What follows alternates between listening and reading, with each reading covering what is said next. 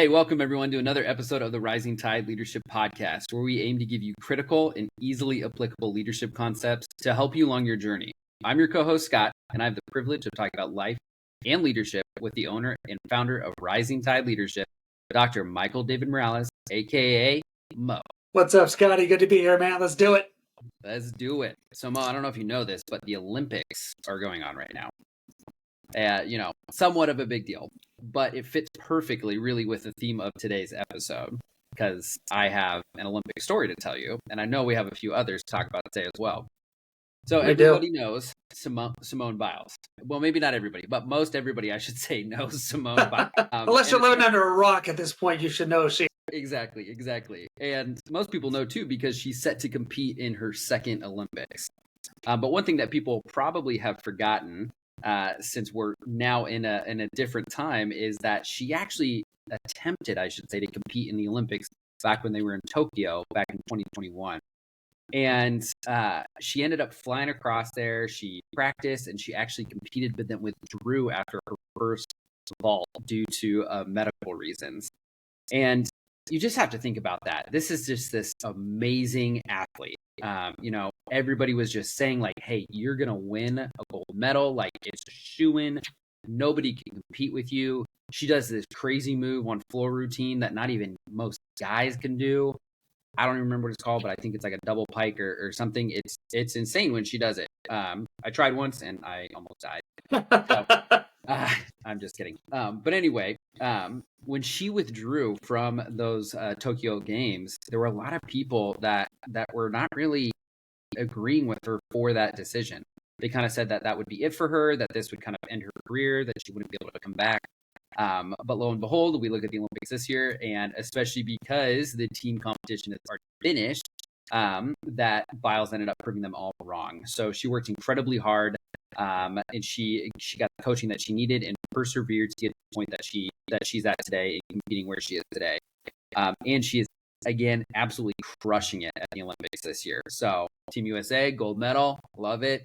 And she's even battling through some injuries, which it speaks to the level of maturity and the level of growth that she's experienced just from Tokyo to now.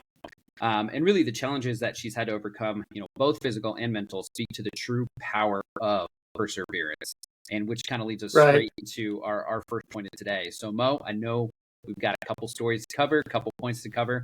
So let's have you go ahead and take it away. Absolutely. That's a great opening, Scotty. I remember that. And I am a huge Simone Biles fan, huge Team USA fan, obviously.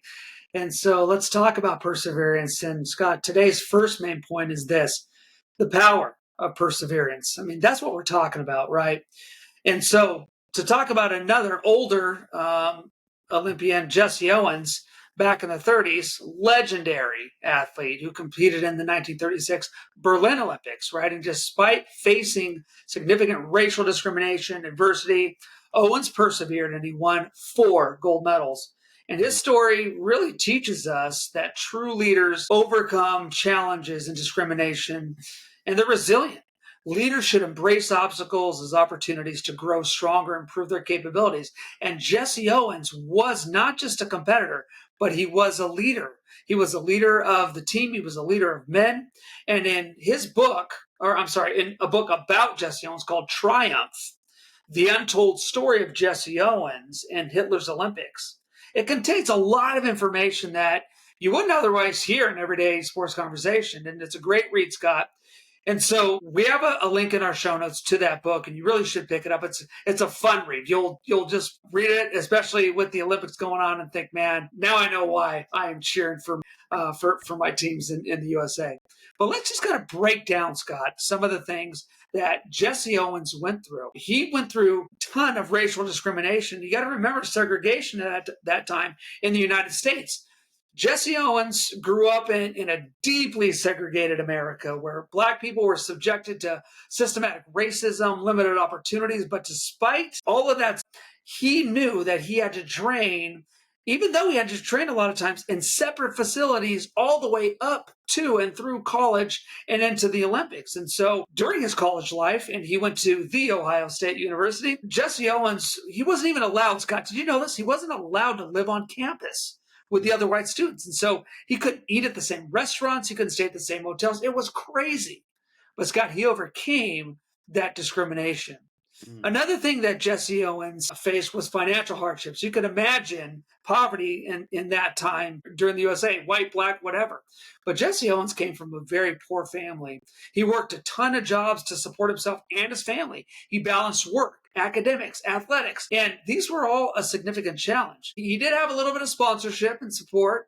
And so, unlike many of his white contemporaries, Owens lacked financial sponsorship for that support, and it made it harder for him to focus solely on training and competition. He always had to have a job. And can you imagine that? Most of our college athletes today, and I've been a collegiate coach for years now, and I'm always telling my student athletes, you really just need to focus on what you're doing for us in the pool, because it takes a lot of time. Jesse Owens couldn't do that, but he did. He worked through that anyway. Scott, he also had health issues, and Jesse Owens suffered from bronchial issues, and he had pneumonia during his childhood, and it really messed up the way that he could breathe, and his overall health and his athletic career. But Scott, let me talk about the 1936 Olympics for Jesse Owens. Those 1936 Berlin Olympics were held in Nazi Germany under Adolf Hitler's regime, which promoted Aryan racial superiority. So Owens participated knowing that this was a direct challenge to those racist ideologies. And talk about pressure, talk about hostility. Yeah. Jesse Owens faced immense pressure to perform well, not just for himself, but as a symbolic figure against racism. Scott, he did a great job.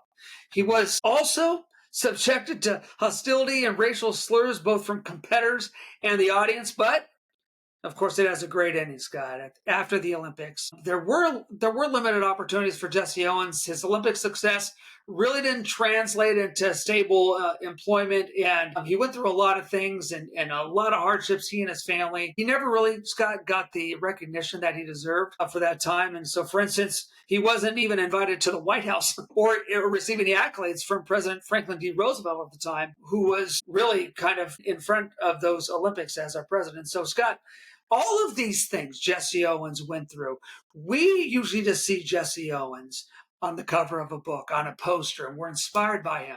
But we have to remember that great competitors, great leaders are always facing adversity. But Scott, Jesse Owens had perseverance, and that's why I really love his story. Yeah, I would say that's what a sneak peek, but I feel like that was a big peek into Jesse Owens. But for all our listeners, you should still get the book. It is a great book. It's a great read, and we may have talked a lot about him, but we definitely have not given you everything. But overall, absolutely, Owens, he's really just truly someone who needed to overcome a lot in life and his Olympic career. And right. It's just amazing. Like, it really is just the perseverance, because it's so easy to give up. So easy. It is. So easy. And he just, gosh, that's crazy. So moving on to our second point, we want to talk about overcoming adversity. So Mo, we're sticking with that Olympics. So who comes to mind when you think of an Olympian who maybe triumphed over adversity? Yeah, so this one a lot of people may not have heard of, but Wilma Rudolph is a perfect example of someone who overcame adversity. And she overcame polio as a child, and she went on to become the first American woman to win 3 gold medals in a single Olympics. And this was at the 1960 Rome Games. Rudolph's journey from a young girl with a debilitating disease to an Olympic champion is a powerful reminder, Scott, that adversity can be conquered with tenacity and an unyielding spirit. Leaders can learn to push through their own hardships and inspire their teams to do the same. So, Scott, Wilma Rudolph's journey to becoming an Olympic champion is a story of remarkable perseverance by any stretch of the imagination and by any measure. And here's some of the key struggles that she overcame. Scott, feel free to jump in and ask questions, but I'm just going to go. And so here you go. Wilma Rudolph, like I said, had polio when she was a kid. At the age of 4, she contracted polio. And this is a debilitating disease, Scott. You are in athletic training. You know what that can do, not just to an athlete, but just to a person in general. And so this left her with a twisted leg and foot. So doctors doubted she would ever even walk again without braces. Okay, then that wasn't it. She also had scarlet fever and pneumonia. In addition to polio, she suffered from both the scarlet fever and the pneumonia, and this complicated her health issues. So when you're going through something like that, think about the rehabilitation. The braces that Wilma Rudolph had to wear until she was 9 years old, it was excruciating just to even get around. Her family provided her with daily massages, physical therapy. Scott, it was a team effort by all extents of what it took to make her better. But she had a determination to run. Despite those early struggles, Wilma Rudolph was determined to run. She worked tirelessly to strengthen her legs, practicing running, and eventually joining her school's basketball and track team. And of course, those weren't the only things that she had to overcome adversity for, Scott. She was in poverty. She grew up in a large, poor family in Tennessee. Her parents worked multiple jobs to support, get this, 22 children. And the family had to face, obviously, hardships, right? And also growing up. I have one child, and 22. I can't imagine that. Hey, 1 down, 21 to go, right? There you go. So I won't tell my wife. yeah, don't tell her.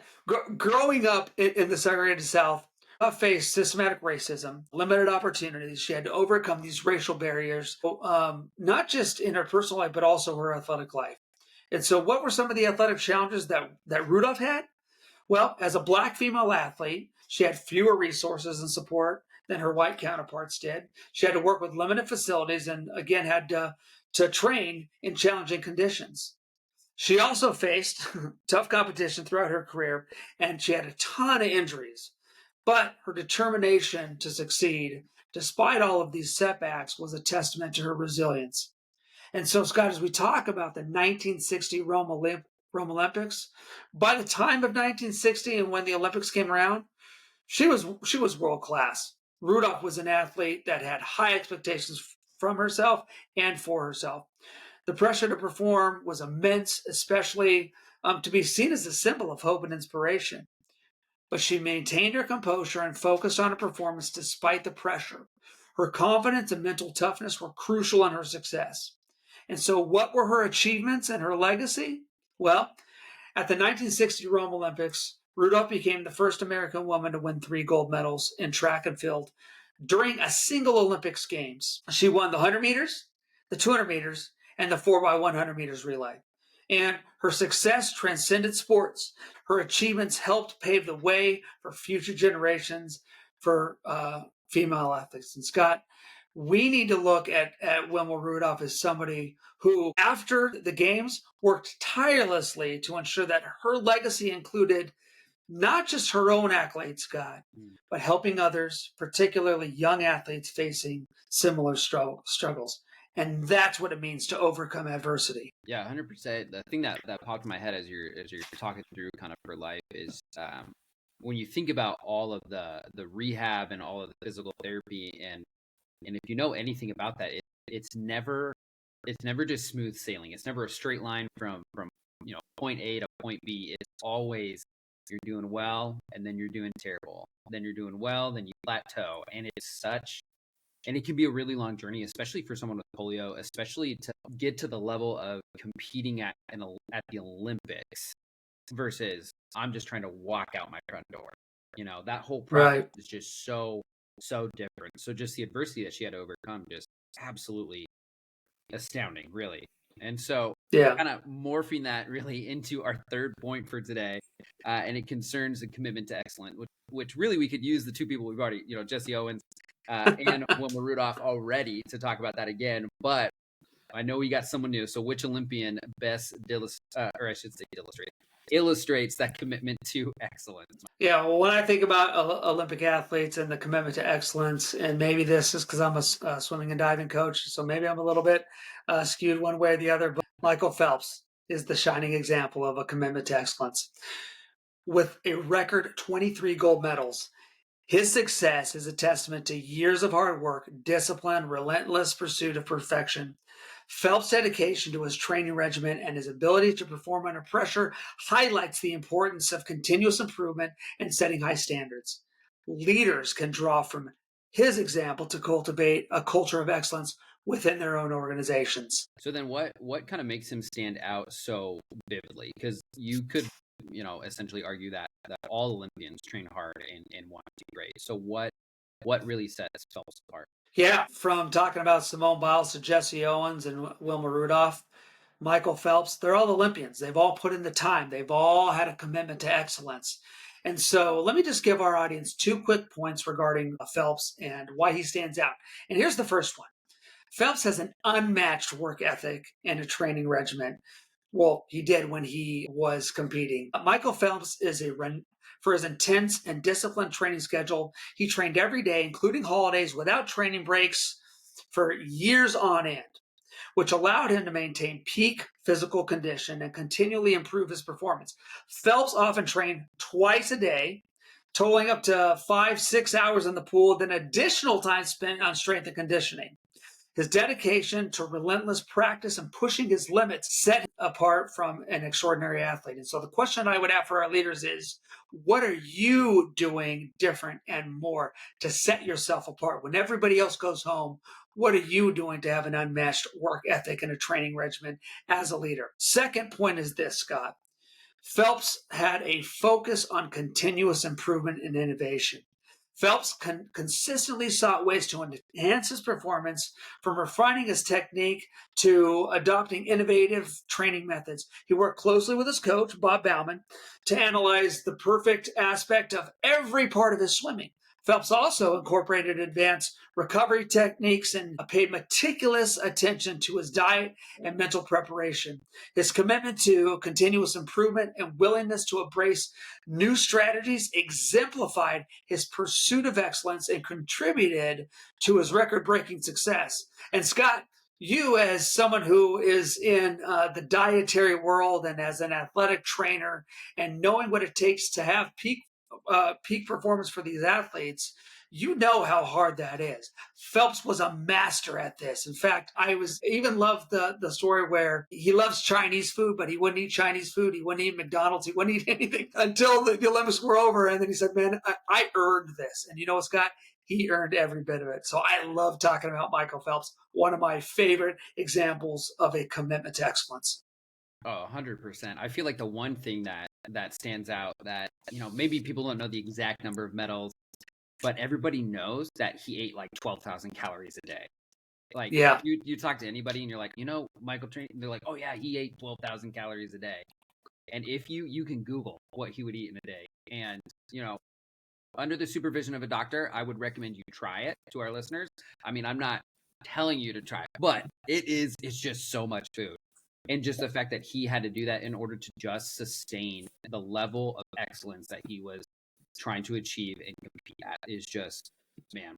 Yeah, and if I could say something about that, Scott, there is one of Michael Phelps's, I believe, favorite diners in Baltimore where he used to train, and he would go and he would eat those 12,000 calories. There's the Michael Phelps challenge where you can actually order what he ordered, and you can try to eat it all. And they have like multiple college guys would go and try to, as a team, eat what Michael Phelps ate every day, and they would try to do it. But you're right; it's an impossibility unless you are at peak performance and you are dedicated. So, hey, I'm dedicated to eating, but I really shouldn't be eating that many calories because I'm just trying to get 12,000 calories. I'm just trying to get 12,000 steps in a day, Scott. Oh my gosh, I can't imagine. I just can't imagine. And so, gosh, just thinking back to Phelps and Rudolph and Owens and starting off with Biles.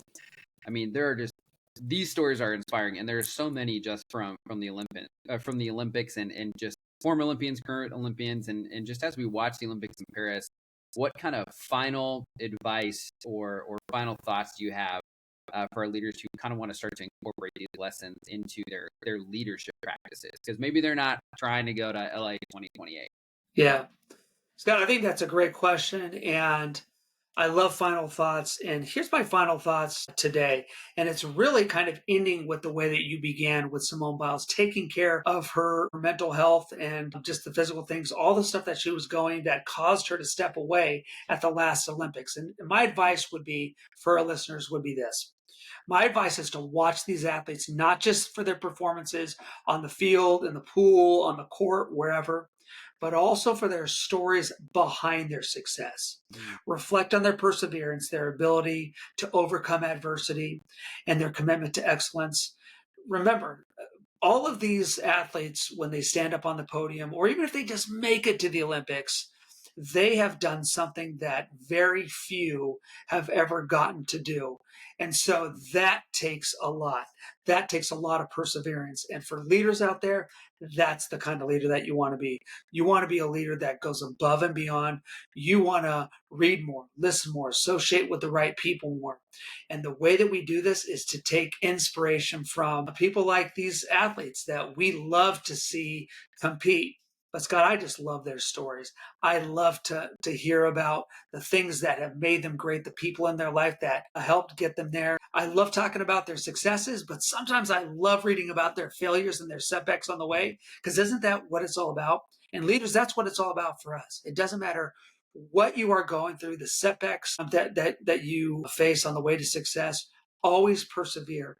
Have that Olympic kind of perseverance, and believe me, you're going to love it, and your team's going to thank you for putting in the extra time. Man, what a note to end on for today. Goodness gracious. Well, everybody, we hope you join us next time as we continue to explore more leadership topics that'll help you thrive. Remember, your focus on well-being isn't just for the benefit of your team.